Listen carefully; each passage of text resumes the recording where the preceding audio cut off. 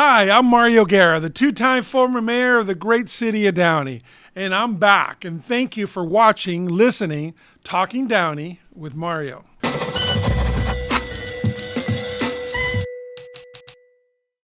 So good to see everyone. How is everyone? Have you missed me? I've been gone for 3 weeks, and yes, I've gotten all the calls and texts like, "Where have I been?" And I don't want to recap my home movies type of thing or my vacation, but last year I came home one day and I told my wife we had gone all over Europe. We'd been, there many, many times, but I'd never been to Paris. And sure enough, a couple of days ago, I think Alexa heard in the house and got a beautiful brochure from one of the river cruises, the Viking Kari, to go down the Seine River and from Paris to Normandy.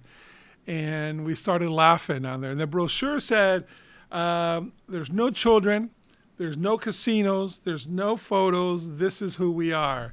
And my wife and I were like, that's what we want at our age now. So a very small ship, only had like 40 rooms. It was awesome. It was just absolutely awesome. And so we were in Paris. Then we went down the Seine River, and all the historic sites were in France, where Joan of Arc was martyred, where they threw her ashes off the bridge. By the way, they burned the ashes 3 times so there wouldn't be any relic. And then they had a reconstruction trial a couple years later where they found her innocent. So there's a lot of history going on. We went to Claude Monet's house, and it was awesome just being there and seeing his water lilies that he had built. One of the few artists ever to become rich during his time. Anyway, so all the history, but it accumulated with our visit to Normandy. And I was there before for the 50th anniversary of D-Day with President Clinton, and Ann and I were there, and it was an emotional day, of course. And this time we're celebrating the 80th anniversary, and we did get to lay a wreath at the statue in American Cemetery. There's a statue called Rising Peace. It's huge. It's beautiful.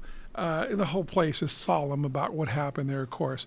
So it was an honor. And I got to lay a wreath, and then they play the Star-Spangled Banner, and your heart is throbbing and your eyes are watering, and it was a pretty emotional day.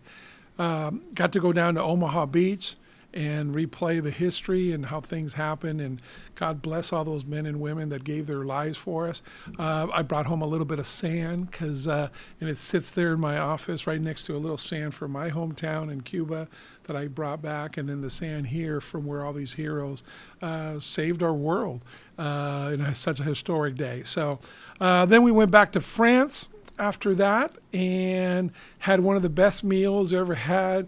I got to brag about this. It's called La Jules Verne. It's on the top of the Eiffel Tower, and it's a 2-star Michelin restaurant. You had to get reservations 6 months in advance. 7-course meal. Yes, it was expensive. We're spending our kids' inheritance now. On the 4th quarter of our lives, and we said, yeah, we wanted to do that. The best meal I ever had at the funnest location and overlooking with the best person that I know, my honey. So it was memorable and had a great time there. Got to go to the Louvre. A lot of Olympics stuff happening there. Okay, the Olympics will be there in a couple months. A lot of scaffolding. And if you talk to people there, they're not sure they're going to be ready. But I can't wait to see the Olympics and stuff. So, all right. So that's enough about my home movie. So what happened after the 2 weeks?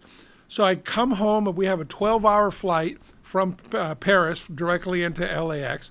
We land here, and 8 hours later, I had to get another flight to go to Fort Campbell, Kentucky. Actually, you fly into Nashville. Fort Campbell is the home of the 101st Airborne, the 160th, which is the Night Stalkers. We own the night. And got to see their Screaming Eagle 21-day training out in the fields, where they have to be out there, learn to live out there, learn to do these things, and got to fly some of their birds and landed there in the helicopter in the Chinook, and it was great. That's in my role as Army civilian aide to the Secretary of the Army. So that was a week. So I was gone for 3 weeks.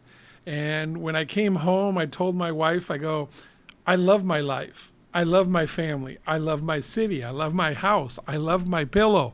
I love my office. When I came back to the office first time in 2 days, in 3 weeks, 2 days ago, it was, yeah, I have 10,000 emails to answer back. So if you haven't got an email, I'll get to you. Thank you. But it was just, sometimes we appreciate things more. Had a beautiful time, wouldn't change a thing. Got treated fantastically, ate well. French food is amazing. And, it's one of those things, though, but when you get back, you're like, I like everything about what I've done for my life, and I'm blessed. So, one of the things that happened when I was gone, first of all, I am on the Planning Commission. I'm vice chairman of the Planning Commission, as most of you know. I'm going to be very delicate in when I talk now, because today's date is April the 24th. So on May the 1st, the Planning Commission is going to take this up again. So I am not going to telegraph my vote, because I want to be serious and listen to all the facts of a public hearing. But the one thing I will say, this same project. It's 33 condos, the Olsen homes up in the Treasure Island. This was on the agenda earlier this year. I think it was February. So we were all there, and it got pulled at the last minute, and I was there. So for the last 2 months, I've had this April 17th date. Told the Planning Commission, told the city staff, told everybody. I did it on social media, and also, at the meeting on the dais, that I'd be gone on April 17th. I didn't know there was anything on the agenda, what was coming up. Did it for 2 months. So we usually get the agendas, like if it for a Wednesday Planning Commission meeting, we get it last Friday or Thursday. So I was in France, and I opened it up, and sure enough, this had been brought back, that 33-unit condo. So I was going to be in Fort Campbell. I told everybody before, so obviously I missed it, and I couldn't be there. I didn't even watch it because it was so late. And remember, 2 hours difference back there. So the Planning Commission went from 6:30 to, 9, 10 o'clock here, which was midnight there. I had a 3 a.m. wake-up call to catch a 6 a.m. flight back, so I didn't. And I literally didn't know what happened until I'm at the airport there in Nashville, kind of looking at social media and what I found out. And I guess what happened was a 2-2 tie between the planning commissioners. So when a 2-2 tie, the project, it doesn't fail, it just didn't pass.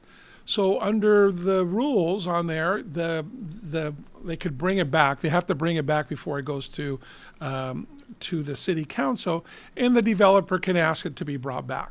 So when I called on Friday, when I got in, and I talked to Irma, our director, and she told me, by the way, this morning it was said it's going to be on May the 1st. I'm like, okay, no, didn't think anything about it.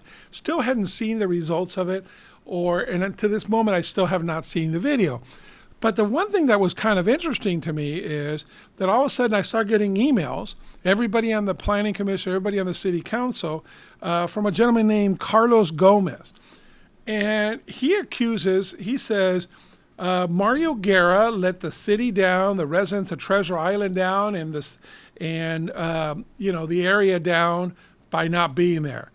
And it's like I wrote back and said, I didn't know it was going to be on there. I was always known that I was going to be gone.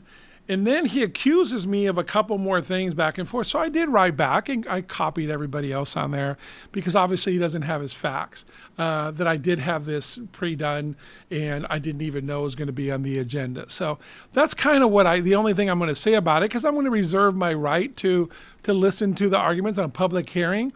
As an official, I should wait to see what the evidence.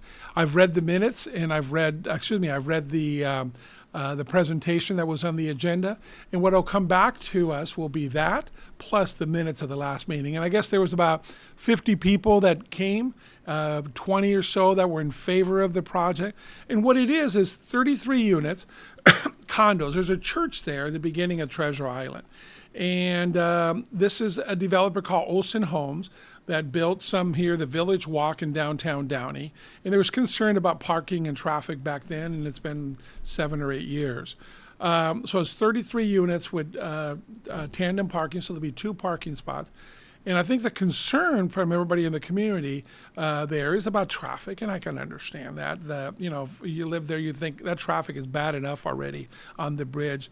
But I read in the paper that Mr. Cycli, one of the planning commissioners, commissioner said, traffic is the city's fault, not the developer's fault, as long as they make it safe and all the other things on there. So there's something to be said for that. But I think the city, no matter what happens there, they need to look at the traffic flow and the pattern there. My big worry is that, state of California can come in there and buy that property and build affordable housing.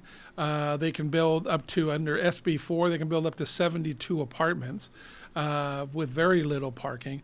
So this, we'll see. We'll see. I'm going to ask all the questions on there, but, this is the for ownership.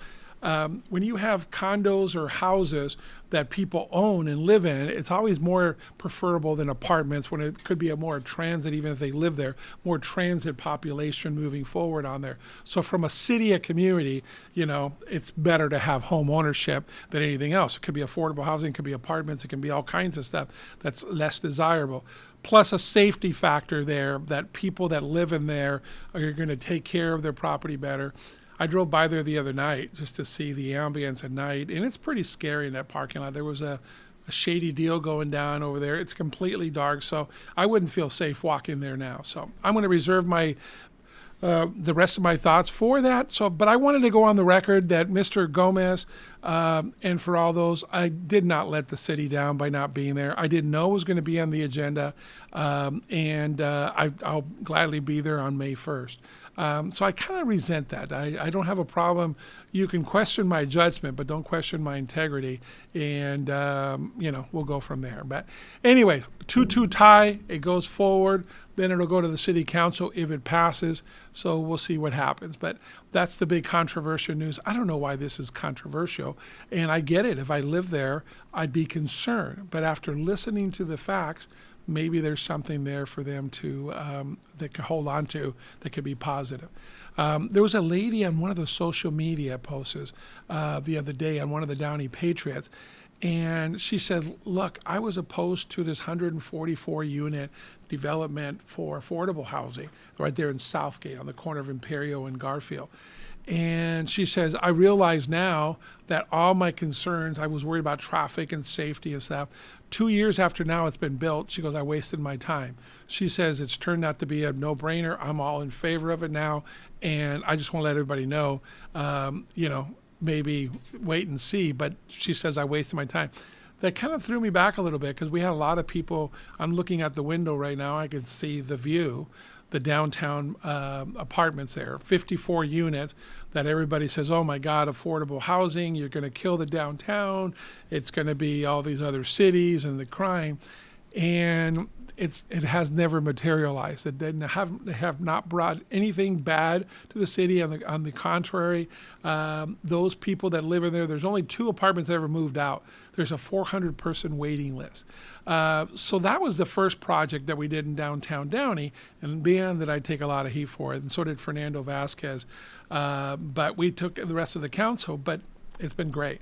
The Village Walk down the street, every downtown needs a housing component. It doesn't mean that it's housing is the end all to a successful downtown, but it needs a housing component. We didn't have it. So now with our downtown specific plan, you see some of the changes, and some of the things maybe were too successful for our own good. But anyways, thank you. I want to cut this episode short. I'm going to do another one coming up about the city council and the couple of things that were of importance that they voted on in this last week. But I wanted to tell you a little bit about, thanks for asking where I've been, and I appreciate it. And I want to thank Horacio Ortiz and Eric Pierce for filling in. Some of these folks, Horacio's got a chance, and Dorothy got a chance to be, we have an election year, got a chance to be on the council for 9 years. And we've only had 3 other people that ever, before term limits, that ever served 3 terms of 12 years. So they got a chance to be up there for the longest serving ones in our city. And I tell you, watching the city council, I think they're on the right track for many things. And, we can talk more about it. Stay tuned for our Talking California when we recap some of the ballot measures that are going to be. The propositions is going to be anywhere between 7 and 15. So it's going to be an interesting election year. So anyways, thank you so much for watching, for listening to Talking Downey.